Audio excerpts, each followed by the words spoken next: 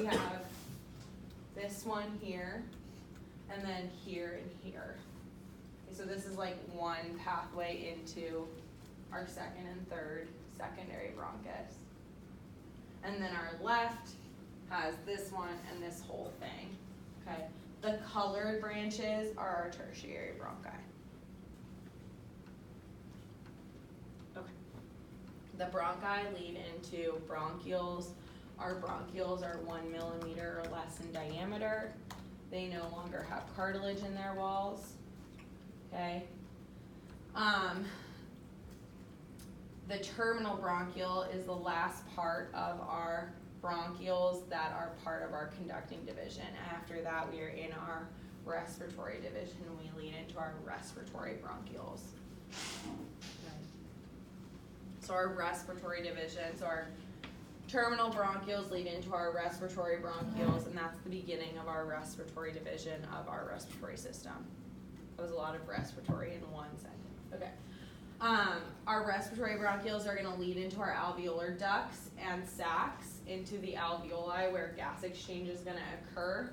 And you can see our respiratory bronchiole here leading into this alveolar duct, into our alveolar sacs, and then the alveoli are these little bubbles. Okay?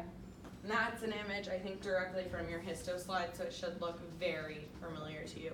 It might have even been on the practical. Pretty sure it was. Okay. So we have our respiratory membrane that where gas exchange is actually going to occur. This is a little bit more physiology. You have different types of cells that are located in our respiratory division. We have our type 2 alveolar cells and our type 1 alveolar cells that are going to secrete surfactant or participate in gas exchange. So our type 2 alveolar cells are more cuboidal, meaning what? Square. Well, yeah, but what do you think? Yes, they're more cube shaped. They're producing something. They're producing the surfactant, surfactant. and then the type 1 alveolar cells are actually participating in the gas exchange. Okay.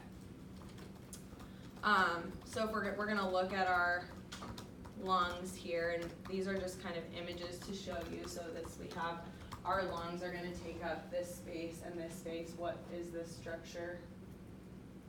Mediastinum. What would fill that space, I guess? Heart. The heart, good. The middle mediastinum is correct. But we can also see our lungs in an image, MRIs and CTs, and then our heart is this white sac there. It's covered in a pericardium, right? Which is a thick white sac. So we can look at our lungs. Our lungs are located in our thoracic cage, and our thoracic cage is made up of muscles and bones, our ribs, right? And basically our thorax, which we'll get into, is located between the neck and the abdomen, right? So the end of our thorax is our diaphragm, essentially, and the anterior thoracic cage is used as protection to protect our lungs and our heart. And we can see our lungs. If you were to cut through the muscles between each rib, you would hit the lung. So like, have you guys seen in like Grey's Anatomy or any like show where they like stick something in, and like for a collapsed lung, they'll like stick a pen in and it'll be like, and the person will like come back to life.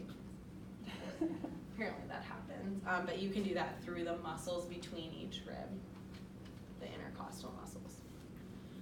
So if we look at a cross section, posteriorly, we have our vertebrae, posterior and medially, and then our vertebrae, which type of vertebrae